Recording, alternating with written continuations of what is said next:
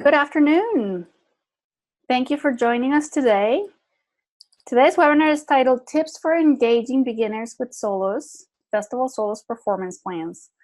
My name is Giovanna Cruz, and I am the Manager of Customer Success here at Make Music. I have worked at Make Music since 2014 in the education area mostly, building, designing, implementing, and delivering online and in-person training.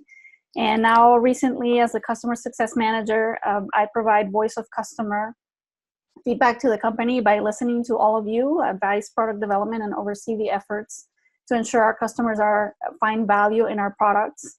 But most importantly, before I joined Make Music, I was a music educator myself.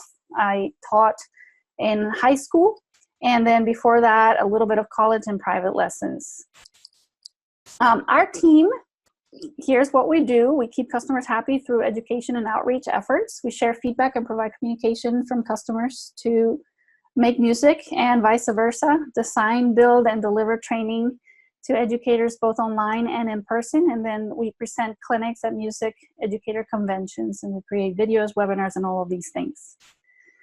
A little bit of housekeeping. Today during our webinar, if you have any questions, please find the chat icon at the bottom of your meeting window and then type your questions there.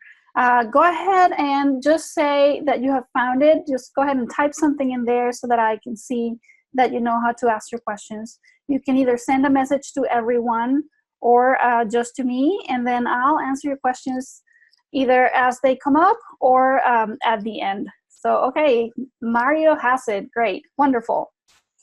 All right. So we're going to talk today about how to prepare a solo. And I wanted to frame this webinar from three different perspectives. The first one would be how a professional musician might go about preparing a solo. The second perspective will be how a private teacher might help a student prepare a solo during their individual lessons. And then the third perspective is that of a band director. You can apply that to an orchestra director or a choir director and how they might help their students learn a solo. So we'll start with the professional's approach. So a professional will first attempt to get familiar with the music. And so what does that mean? That will mean listening to recordings. It will mean listening, studying the score. It will mean also picturing the sound of that piece in their mind and coming up with any ideas for phrasing, for imagery, or anything that will create the inspiration for preparing that solo.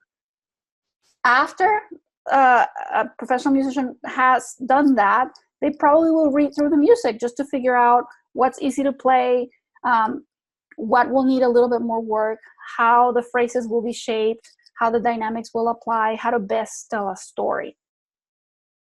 After reading through the music, then it's time to identify problem sections. So what's going to need a little bit more work? And based on that first read through, then the musician will create a strategy for practice and for preparing the piece.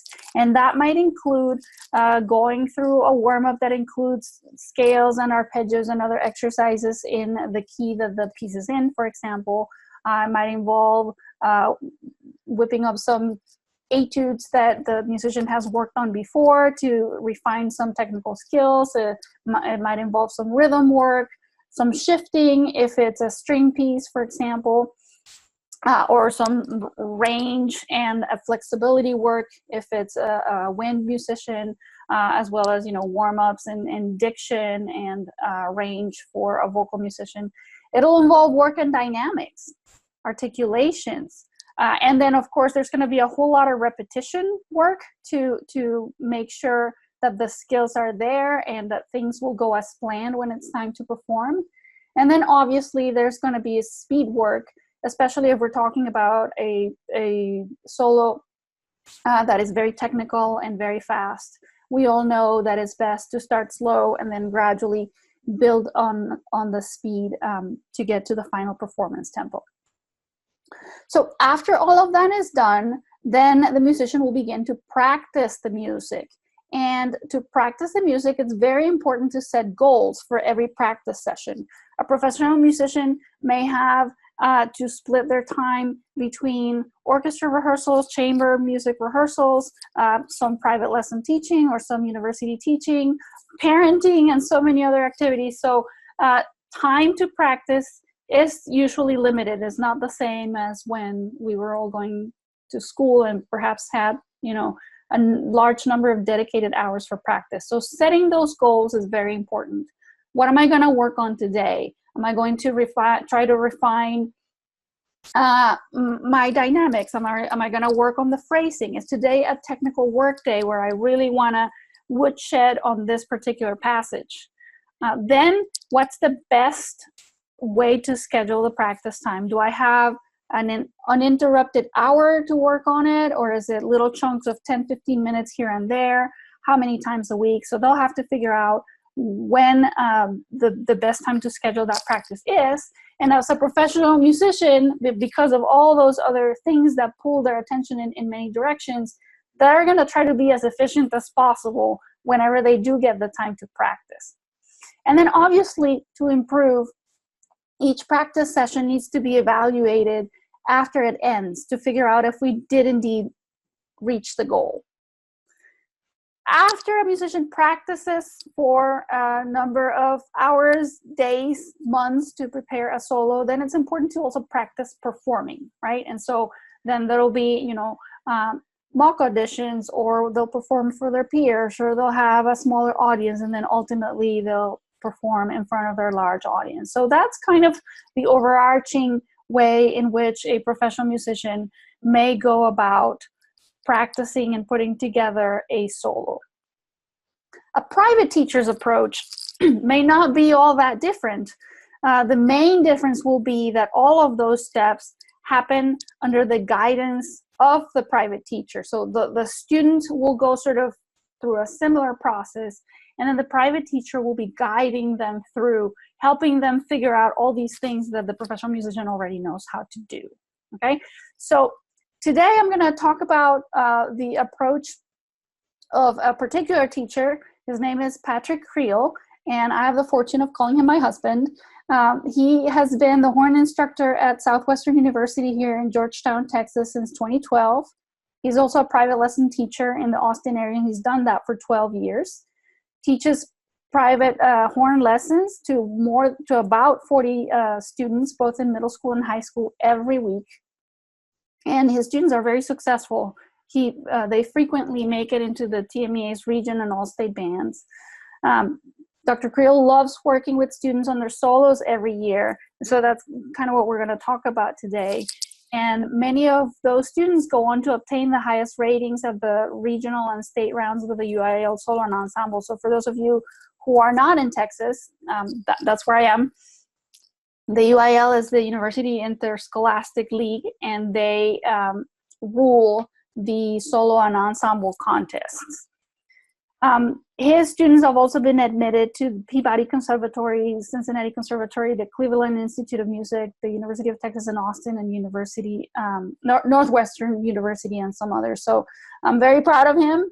He is not here with us today, but what I'm going to share with you, I've gleaned from years of watching him teach his private students and seeing them become so successful. So here we go. One of the things that he would say if he were here, and that he helped me prepare these remarks, is that, first of all, every student is different. And because every student is different, it's important to assess their current level of ability. And what does that involve? That involves what's the range that student can play? How much endurance do they have? What's their rhythmic understanding? You know, what rhythm values do they know and are comfortable playing in? How fast can they play? What's their tone like? Would they benefit from something more lyrical, or would they benefit from something more technical? Is there a particular concept that they need to work on that would be best addressed in one solo than another? And then ultimately, to keep the students engaged, it's important to appeal to their taste. So what he will do with them when it's time to choose a solo is he will present a number of options from things that he thinks the student would benefit from playing, right? So it might be, if it's a lyrical piece that he thinks that they should be working on, then he'll have 2 or 3 different options. If it's something more technical, then he'll have 2 or 3 options. So he'll present those options to the student. They'll listen to recordings together. He will sometimes play for the student.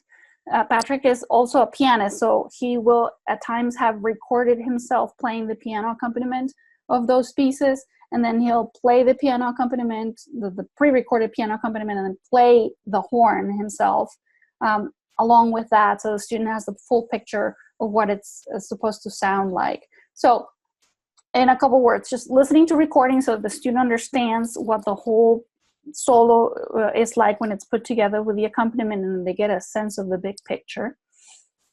And then they'll read together through the work, much like the professional would do. In reading through the work during the lesson, then they'll identify some of the problem areas, right?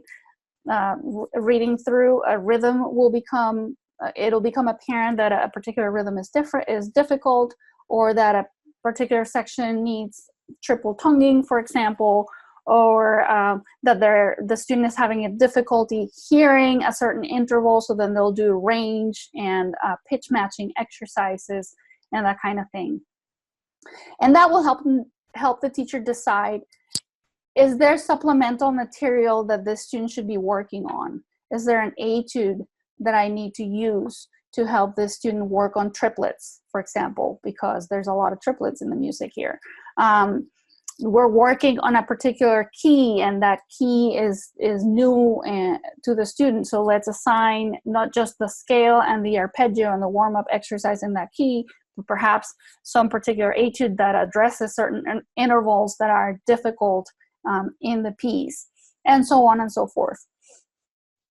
And then again, setting goals for each lesson. So after reading through and identifying those trouble areas, he'll go through and say, okay, for next week, I want you to work on measures 1 through 8, and I want you to focus on the rhythm of these 3 measures, and then make sure that your tone doesn't crack here or there, or that the phrase grows in a certain way and the dynamics are this. So setting goals so that when the student comes back the next time, they have something to show for, and they can keep moving on. Then the students will have to go home, right, and practice. And that home practice will take different forms. I suppose they could play French horn laying down on the grass, just like this clarinetist. Probably not. But at any rate, we know that students today are very busy with lots of different activities. Parents want their children to have a well-rounded education. So not unlike professional musicians, they will have sometimes limited time to practice. It's very important also to figure out, okay, on Mondays I have 20 minutes, on Tuesdays I have an hour, on Wednesdays I'm booked all day, I'm not going to be able to practice, on Thursdays I have this much time, so what am I going to practice each day? It's important for the private teacher to help the student program and schedule that time, but it's also important for the student to learn to figure out on their own a little bit what's the best way to do it. And then depending on the age and the level of the student, more time or less time is appropriate. So you probably wouldn't have a beginner student practicing for an hour every day, because especially if they play brass, their chops are going to get really tired. Maybe you'll do 10 or 15-minute practice sessions, and then you'll have them increase the amount of time as they evolve. And then once they have prepared the entire piece and they're ready to perform it, it's important again to practice what performance is like, because it's very different to play in the practice room than it is to play in front of people. So if they're going to play for a contest, for example, it's a good idea to have them perform in class, perhaps in small groups, or perhaps for their friends, or perhaps have a house concert, just so that they get used to feeling the jitters and getting the nerves out before the big event.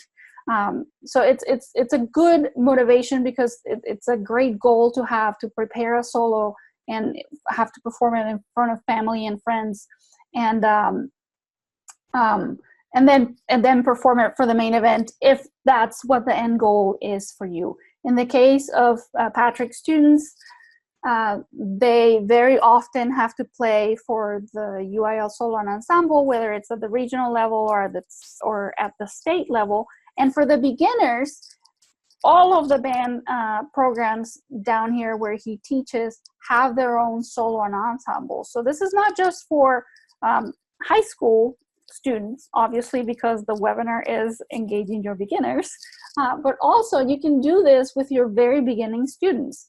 And so that leads me to, how do you prepare a solo when you're a band director for your students, right? Because so far we've talked about the professional that's working individually, then we've talked about the private student working one-on-one with their individual student, but a band director or a choir director or an orchestra director, even though today's webinar is specific for band directors, the teaching situation is different because it's one to many, right? And not just one to many, but one to many different instruments. So how do we go about helping beginner students prepare their solos as a band director? The first thing is that there are some repertoire considerations. So how are you choosing the music that your students are going to work on? Are you using a prescribed music list? Are you going off the recommendation of your colleagues? Or are you going off of your own experience? Those are all things that you need to think about. In the Texas example, and I'll refer back to it many times because that's where I live, and that's the experience I have, and where I've seen my husband grow as a private teacher. There is the UIL prescribed music list, and that's used many times as a basis for choosing solos, even at the beginner level, because the solos are graded 1, 2, and 3. So 1 being the most difficult and 3 being the easiest. So many of those grade 3 solos may be appropriate for younger students. And even if they're a little bit difficult for beginners, there's books like the ones that we're going to see a little bit later on in this webinar, where you can choose easy solos to get your students started from the very beginning. So other considerations are time considerations. So do you have time to listen to each and every student? Are you a small school band director where you have few students and then maybe you can call them in one at a time? Or are you teaching in a large district and have a large program, and listening to students individually perhaps is not possible? Do you have private teachers that can help? Or are you by yourself? Is your staff large or is it small? And then also, can you teach several students the same solo and sectionals? Is that an option for you? And then there's also student ability considerations. What can they do on their own versus what do they need what do they need help with? So all of those are things to think about when you're going to teach your students a solo.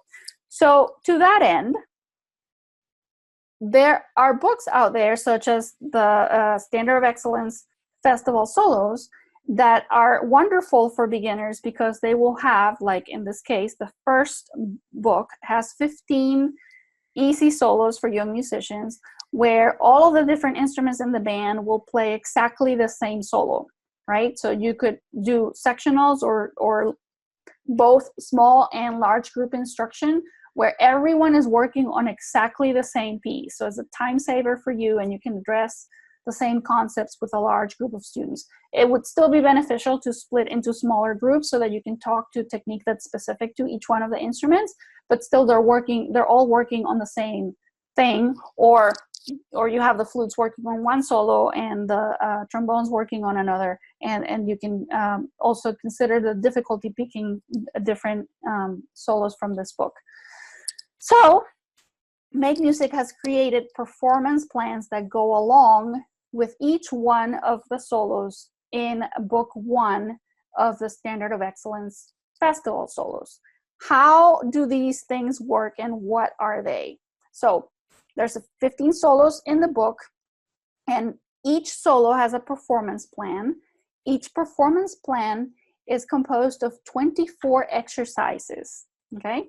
There's 6 exercises that are to be addressed each week for 4 weeks, and then after the whole month of working on those 4 exercises, the idea is that the student will be able to play the entire solo, okay? I'm going to show you those in just a minute.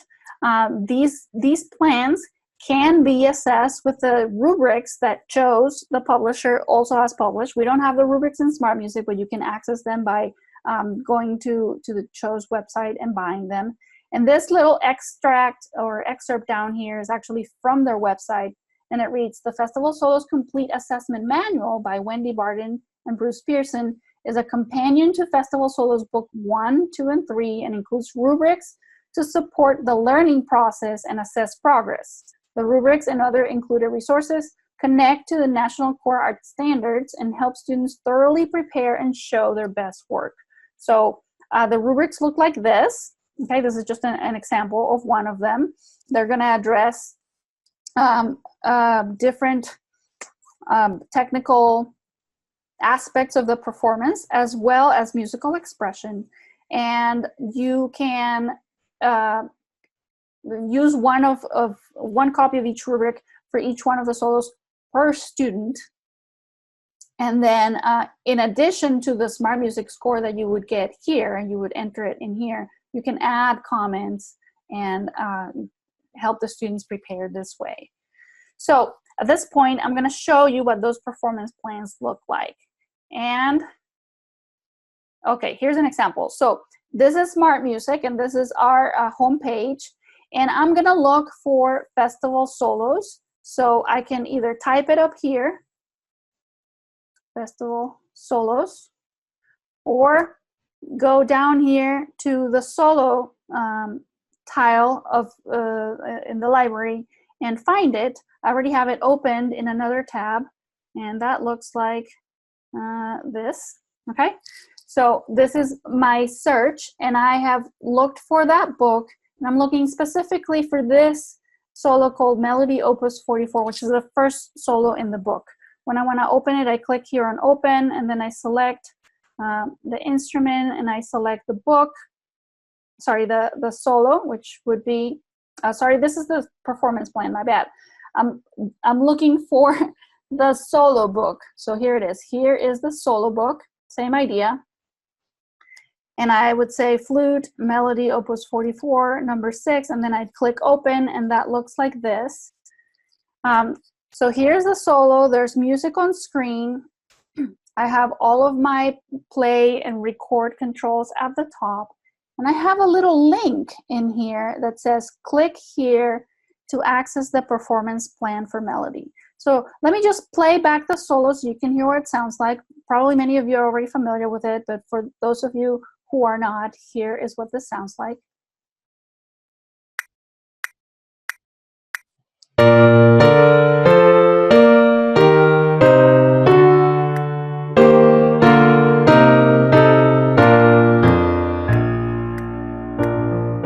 I can turn on my part. Let me make this a bit small.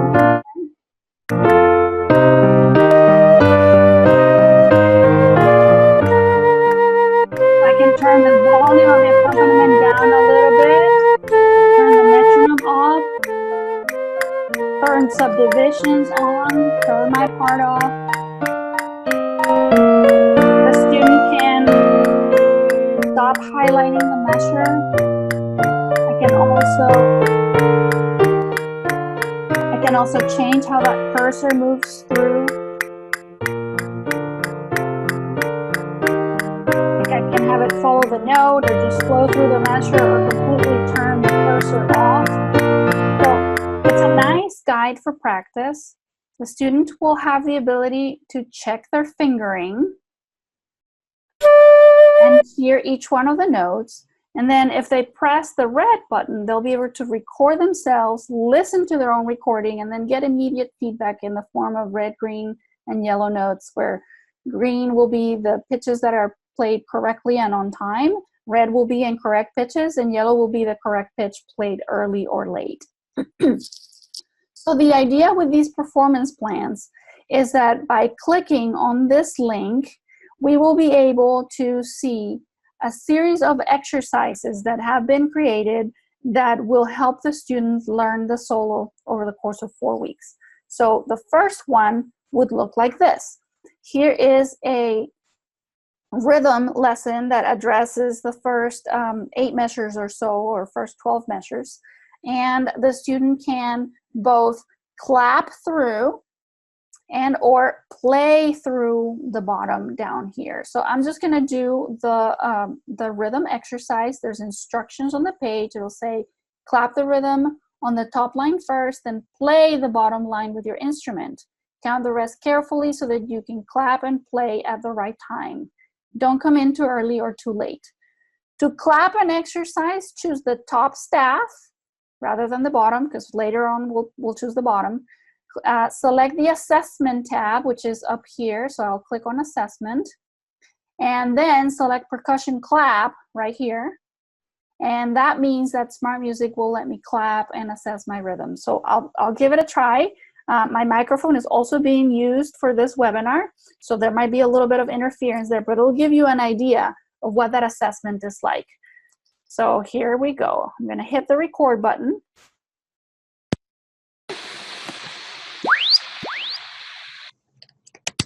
After I hear that high-pitched sound that my microphone's been calibrated, now I can start clapping. So here we go.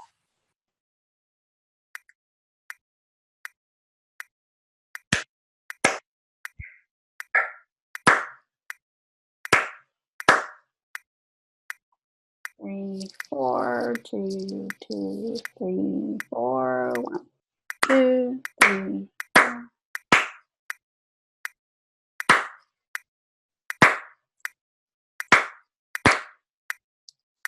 As I said, the microphone is being used for the meeting as well, so there's a little bit of interference here, but I can play back my own recording.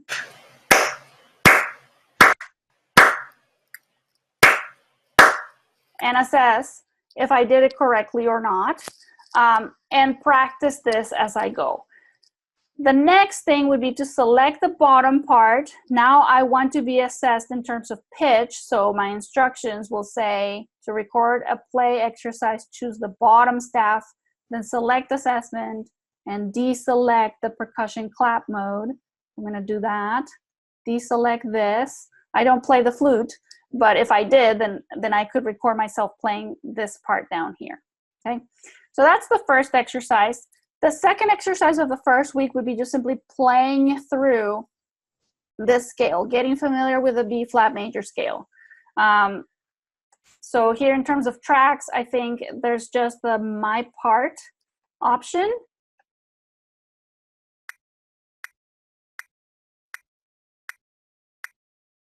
So it can be turned on or off.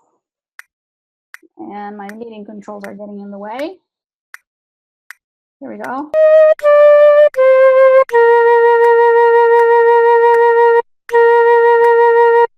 So getting used to playing that scale, again, akin to what I had mentioned before, that when you're working with a private student, you may give them supplemental material to help them learn their solo. The third exercise to be played during the first week is a tempo and ensemble exercise. And this one is a tuning exercise. So when I hit play, you're going to be able to hear that there's a drone going in underneath, and that will help the student tune their pitch. If I want to find out what that D sounds like, so now I can sing along with this, or if I play the flute, play that note.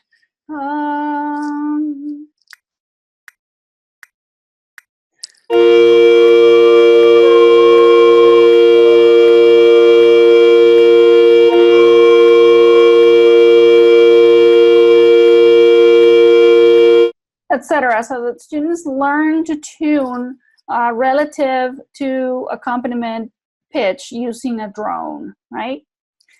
The next exercise is a duet. So this gets them used to playing with a different part that is not homophonic to theirs. So there's a different accompaniment. So there's two duets. They're actually both the same, but in one the student will play part A, and then in the other one, the student will play part B. The accompaniment line will be played by a piano sound. So in this case, because we're playing part A, if I click on the My Part icon to turn it on, that will be the flute sound, and the accompaniment track is a piano sound. So here's what this one sounds like.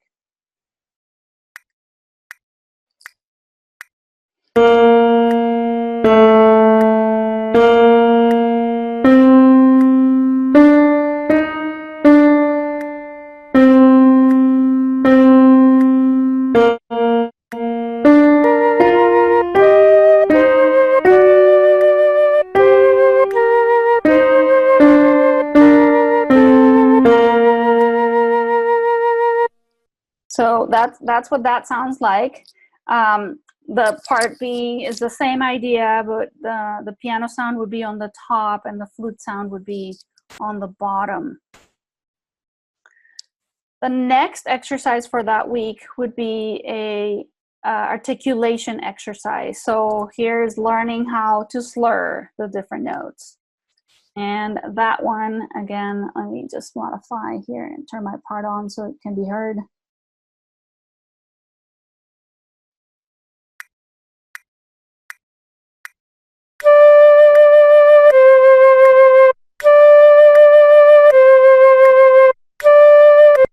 You get the idea. In addition to the articulation, then there's a melody lesson. So here now we're starting to get into the first, into the melody, and that one is like this.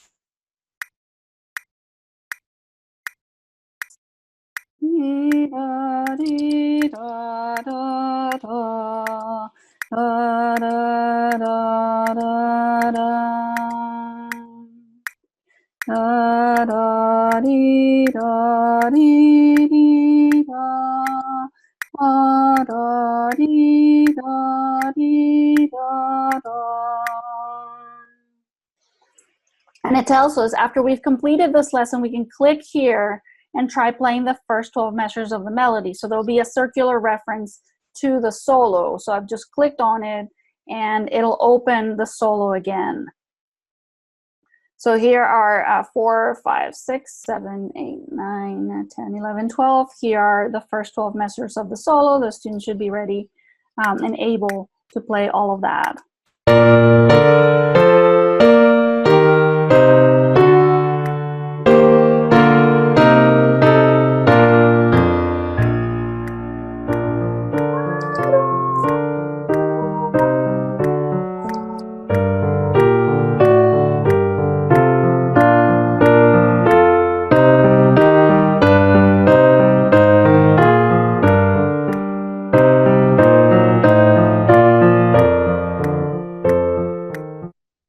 So similarly, the following 3 weeks, we'll have exercises that will help them work out the rest of the piece.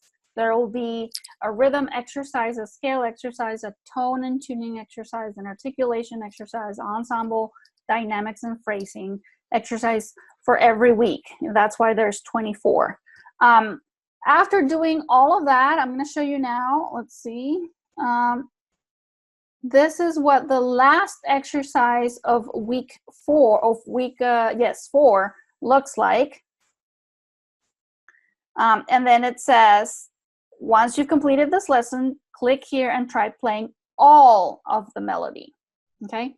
So the way that this would work in Smart Music is that you would assign a particular solo to the student if they have standard subscriptions. If they have premium subscriptions, they can access the solo on their own. So you would assign the solo, and then by clicking on the performance plan, the student will have access to all of the exercises that correspond with that solo on their own. And they can be navigated from the movement and instrument menu right here. So at the top, here's movement melody, Opus 44, number 6. And here are all the lessons for week 1. And then all the lessons for week 2, all the lessons for week 3, and for week 4. Okay? So if you simply assign the solo and tell the student, okay, this week I want you to work on these 6 from the book, they should be able to access it on their own. And as an example of that, I have a student account open over here where I have pinned the method for the performance plan to the student's class. So they can see it right here. They can open the book on their own, select their instrument, and say, okay, my teacher said I need to work on this piece, the first 6 exercises. I'm going to open it and work on them. In order for this particular student to be able to access the solo, the teacher has to have assigned it because of the particular account type configuration that they have, okay? To find the performance plans, all you have to do as a teacher is either from home or from the Find Music page, and the Find Music page is visible from here. Okay, you can go here to find music, or you can type it in the search bar, performance plans. Or you can go down here to method books and look for performance plans, but it seems like the quickest way is just to type it in here. When you do that, you get taken to the Find Music page, and they will show up right here. Performance plans. And you just have to open and select either the instrument or the movement first, and then you'll select the other. And all of the different lessons are accessible. You can assign each and every one of the exercises if you want to the students, but I think that it's probably easier if you just simply pin the method book to the class where you have the students enrolled, and then show them how to access it, and you just assign the solo. So in order to pin the method to a particular class, from up here, the upper right corner, you would go to Class Tools, and you would find the class that you want to pin that method to. So let's say it's my band class.